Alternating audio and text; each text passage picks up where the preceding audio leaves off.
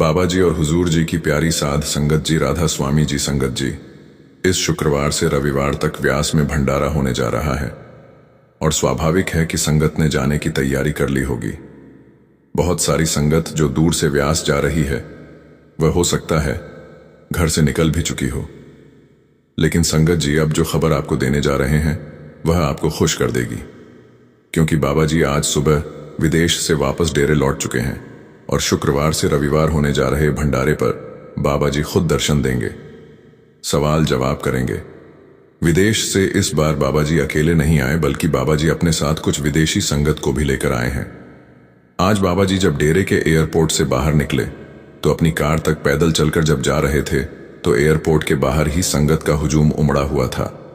बाबा जी ने सारी संगत को हाथ जोड़कर राधा स्वामी कहा और फिर अपनी कार में बैठ गए और बाबा जी के साथ आए अंग्रेज लोग भी दूसरी कार में बैठ गए।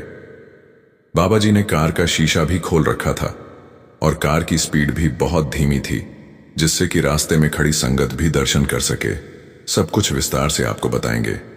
और संगत जी आज ही के दिन सन 1951 में सरदार बहादुर जगत सिंह जी ने 3 साल संगत की सेवा करने के बाद चोला छोड़ा था। इसी वीडियो के अगले हिस्से में हम उनके बारे में एक महत्वपूर्ण प्रसंग भी सुनाएंगे। पहले बात करते हैं डेरे जा रही संगत के लिए आने वाली खुशखबरी को लेकर। संगत जी पहले खबर आई थी कि बाबा जी इस भंडारे पर डेरे में नहीं आएंगे, जिससे संगत निराश हो गई थी। लेकिन अब संगत को निराश होने की जरूरत नहीं है, क्योंकि जैसा कि आपको हमने बताया कि बाबा जी अब डेरे में हैं और इस समय अपनी कोठी में हैं। संगत जी, हम सिर्फ वही जानकारी देते हैं जो मिलती है।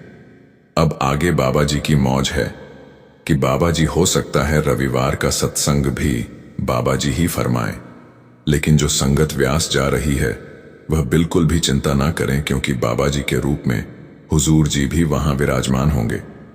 बाबा जी और हुजूर जी में कोई फर्क नहीं है।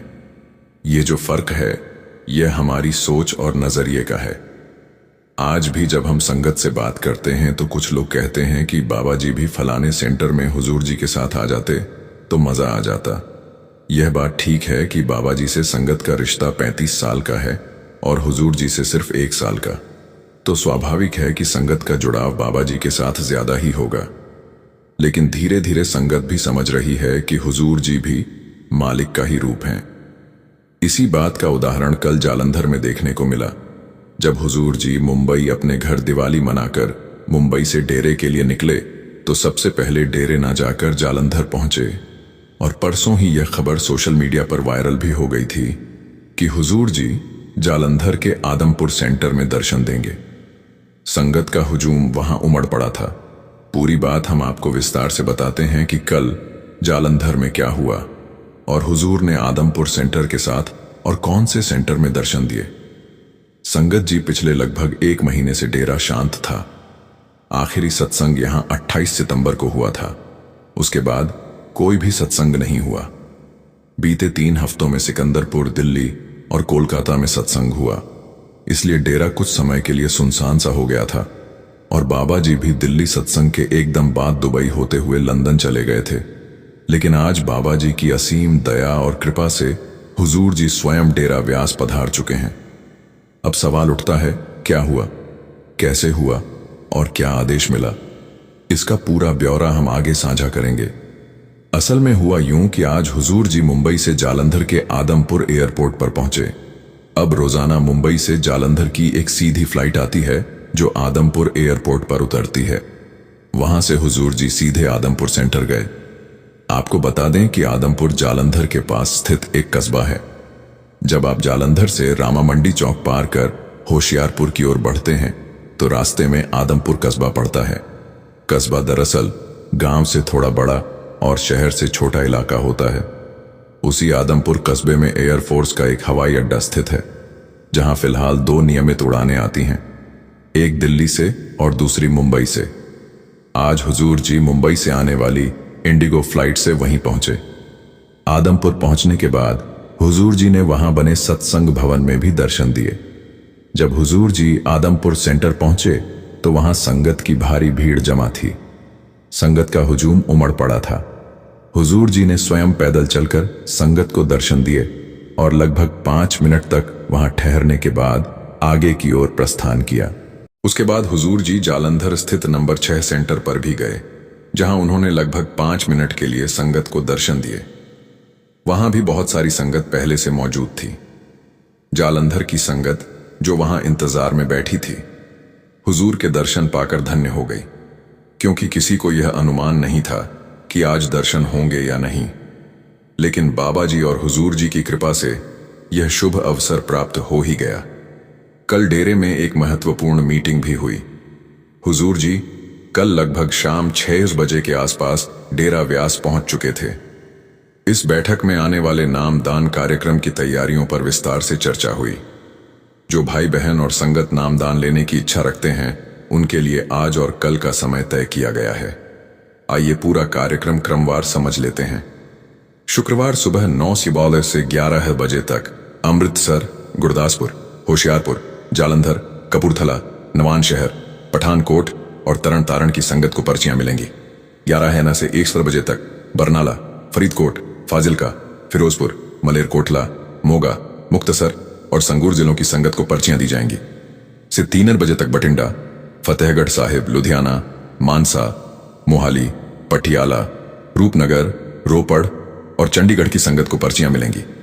शनिवार सुबह 9 से 11 बजे तक NRI संगत नेपाल और देश के वे सभी राज्य जिनमें हरियाणा, हिमाचल, जम्मू कश्मीर, पंजाब, राजस्थान और चंडीगढ़ शामिल नहीं है।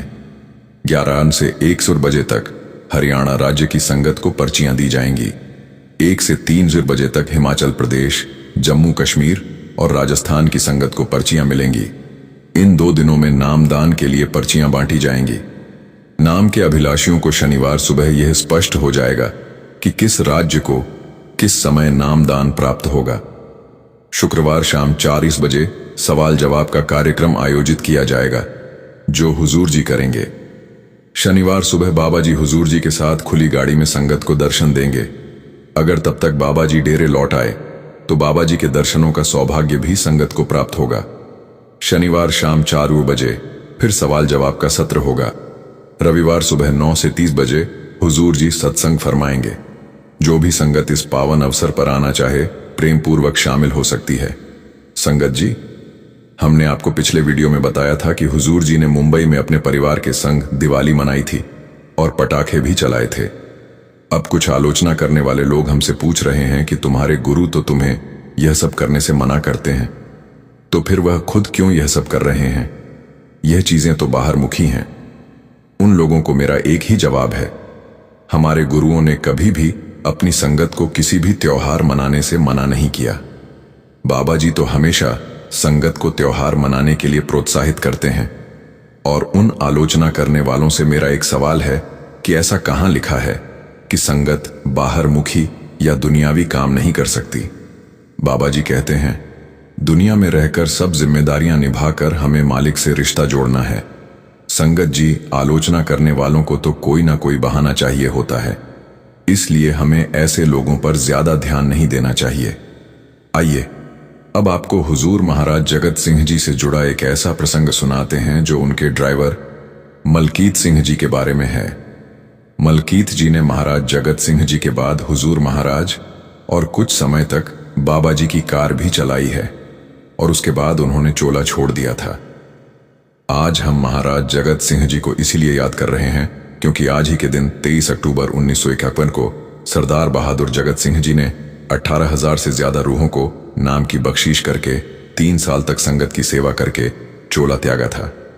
संगत जी, यह घटना सन 1951 की है। सरदार जगत सिंह जी के चोला छोड़ने के कुछ महीने पहले की है यह बात है। उस समय सरदार बहादुर जगत सिंह जी महाराज अपने आसन पर विराजमान थे। दरबार में एक व्यक्ति बैठा था जो लगातार महाराज जी को निहार रहा था। उसकी दृष्टि बस उनके दिव्य नूरी स्वरूप में ही अटकी हुई थी। उसे ना आसपास का ध्यान था, न संसार का। उसकी चेतना पूरी तरह महाराज जी में लीन हो चुकी थी। धीरे धीरे वह व्यक्ति आगे बढ़ता गया और महाराज जी के बिल्कुल समीप पहुंच गया। महाराज जी ने मुस्कुराकर पूछा, भाई तुम क्या देख रहे हो? वह व्यक्ति हाथ जोड़कर बोला, सच्चे बादशाह, मेरी निगाह तो बस आपके नूरी स्वरूप में अटक गई है, मैं और कुछ देख ही नहीं पा रहा। मन यही चाहता है कि इसी नूरी रूप को देखते देखते मैं सचखंड चला जाऊं। महाराज जी प्रेम से बोले, अगर तुम्हारी ऐसी इच्छा है तो हम तुम्हें जरूर वहां तक ले जाएंगे, पर उसके लिए तुम्हें भजन सिमरन करना होगा। वह व्यक्ति बोला, जी सच्चे बादशाह अवश्य करूंगा, लेकिन जो कुछ बड़ा पाना होता है उसके लिए कुछ ना कुछ देना भी तो पड़ता है। महाराज जी ने कहा, तो फिर तुम हमें अपना समय दे दो। वह बोला, सच्चे बादशाह जैसा आप कहेंगे वैसा ही करूंगा, बस मुझे अपने साथ ले चलिए। तब महाराज जी ने कहा, ठीक है, पर पहले तुम्हें अपने भजन सिमरन का समय 1.5 गुना से बढ़ाकर 2 गुना करना होगा, यानी 2.5 से 5 करना होगा, तभी हम तुम्हें अपने साथ ले जाएंगे। अगर विश्वास नहीं है तो हम अभी तुम्हें दिखा देते हैं। इतना कहकर महाराज जी ने अपना हाथ आगे बढ़ाया। जैसे ही उस व्यक्ति ने भी हाथ आगे किया, उसकी आंखें अपने आप बंद हो गईं और तभी उसने जो देखा वह अवर्णनीय था। उसके चारों ओर एक अद्भुत नूरी ज्योति फैल गई। ऐसा प्रतीत हुआ मानो वह किसी नए पवित्र लोक में पहुंच गया हो। वह भाव विभोर होकर बोला, सच्चे बादशाह कृपा करिए, मुझे सचमुच अपने साथ ले चलिए। मैं वचन देता हूं, अब से रोज 2.5 से 5 जरूर करूंगा। महाराज जी ने मुस्कुराते हुए कहा, अभी नहीं बेटा, अभी तो हमें तुमसे बहुत सेवा लेनी है। क्या तुम उस सेवा के लिए तैयार हो? उस व्यक्ति ने सरदार बहादुर महाराज जगत सिंह जी से विनम्र भाव से कहा, सच्चे बादशाह, अगर आप मुझे सेवा देंगे तो मैं अवश्य करूंगा। महाराज जी मुस्कुराए और वह व्यक्ति संतुष्ट मन से घर लौट आया। उस दिन से उसने भजन सिमरन में मन लगाना शुरू कर दिया। धीरे धीरे उसका ध्यान भीतर टेकने लगा, लेकिन कुछ ही समय बाद ऐसी घटना घटी जिसने उसके मन को झक छोड़ दिया। 23 अक्टूबर 1971 को सरदार बहादुर महाराज जगत सिंह जी ज्योति ज्योत समा गए। जब यह समाचार उस व्यक्ति तक पहुंचा तो उसके मुख से अनायास निकल पड़ा, रब भी झूठ बोलता है, उन्होंने तो कहा था कि मुझसे बहुत सेवा लेनी है, फिर ऐसे कैसे चले गए? यह विचार उसके दिल में तीर की तरह चुभ गया। वह गहरे दुख और मोह भंग में डूब गया। दिन रात यही कहता रहता, रब झूठ बोलता है, रब झूठ बोलता है, यहां कोई रब नहीं। उसका विश्वास डगमगा गया। उसने प्रण कर लिया कि अब ना वह भजन सिमरण करेगा, ना सत्संग जाएगा, और सचमुच पूरे 3 महीने उसने ना नाम स्मरण किया, ना ही किसी सत्संग में गया। लेकिन मालिक की कृपा का खेल निराला होता है। लगभग 3 महीने बाद एक रात करीब 3 बजे उसे एक गहरा सपना आया। किसी ने पुकारा, मलकीत सिंह, भजन सिमरण करते रहो, सत्संग जाना मत छोड़ो, तुमसे अभी बहुत सेवा लेनी है। वह घबराकर जाग उठा। उसने देखा सामने हुजूर महाराज चरण सिंह जी का नूरानी स्वरूप खड़ा था। जैसे ही उसने ध्यान से उस दिव्य चेहरे की ओर देखा, वो चेहरा धीरे धीरे बदलकर सरदार बहादुर महाराज जगत सिंह जी का रूप ले लिया। उस पल उसके हृदय में गहरी शांति उतर आई। सुबह होते ही उसने निश्चय किया, अब मैं फिर से सत्संग जाऊंगा और भजन सिमरन में तन मन लगाऊंगा। अगले ही दिन वह सत्संग में पहुंचा और उसी समर्पण के साथ सेवा में जुट गया। 3-4 महीने तक निरंतर वह यही करता रहा और जब भी ध्यान में बैठता, वही नूरी स्वरूप पहले चरण सिंह जी का, फिर जगत सिंह जी का, उसके सामने आकर आशीर्वाद देता। एक बार की बात है, महाराज चरण सिंह जी ने एक व्यक्ति को संदेश भिजवाया कि मलकीत सिंह तुम्हें महाराज बुला रहे हैं। इतना सुनते ही वह व्यक्ति हाथ जोड़कर तुरंत महाराज जी के सामने उपस्थित हो गया। महाराज जी ने मुस्कुराते हुए पूछा, मलकीत सिंह, क्या तुम गाड़ी चला सकते हो? विनम्रता से सिर झुकाते हुए उसने कहा, मालिक, जीप तो चला सकता हूं लेकिन कार कभी नहीं चलाई। महाराज जी ने प्रेम पूर्वक कहा, कोई बात नहीं, कल से हमारी कार तुम चलाओगे, ड्राइविंग की सेवा तुम्हें ही करनी है। जब वे ड्राइवर बने तो महाराज जी खुद उन्हें समय बताया करते थे। सुबह 2 बजे या 3 बजे आना, और वे सदा आधा घंटा पहले पहुंच जाते थे। उन्होंने कभी भी महाराज जी से यह नहीं पूछा कि महाराज आज कहां जाना है। बस जब महाराज जी कार में बैठते तो केवल हाथ के इशारे से दिशा बताते और मलकीत सिंह जी बिना कुछ बोले श्रद्धा और समर्पण के साथ वाहन चला देते। जब मलकीत सिंह जी का विवाह हुआ, कुछ समय बाद उनके घर एक पुत्र ने जन्म लिया। बच्चे के जन्म से घर में खुशियों की लहर दौड़ गई। लेकिन जैसे जैसे वह बड़ा होता गया, ये पता चला कि वह बोल नहीं सकता। मां का दिल बेचैन रहने लगा। हर दिन वह मलकीत सिंह जी से कहती, आप महाराज जी से कहो ना, हमारा बेटा बोलता नहीं है, कुछ तो उपाय होगा। लेकिन मलकीत सिंह जी हर बार शांत रहते। वह सुनते, मुस्कुराते और बिना कुछ बोले बात को टाल देते। उन्होंने कभी भी यह बात महाराज चरण सिंह जी के सामने नहीं रखी। अक्सर कहते, वो तो खुद रब हैं, रब को क्या बताना। अगर रब को भी बताना पड़े तो वह रब कैसे हुआ। दिन महीने साल बीतते गए। उनकी पत्नी बार बार आग्रह करती, पर मलकीत सिंह जी अपनी उसी अटल श्रद्धा में स्थिर रहे। एक दिन की बात है, महाराज चरण सिंह जी को जयपुर जाना था। उन्होंने मलकीत सिंह जी को आदेश दिया, कल सुबह 2:30 बजे तैयार रहना। मलकीत सिंह जी हमेशा की तरह आज्ञाकारी थे। वह सुबह 2 बजे ही गाड़ी लेकर पहुंच गए।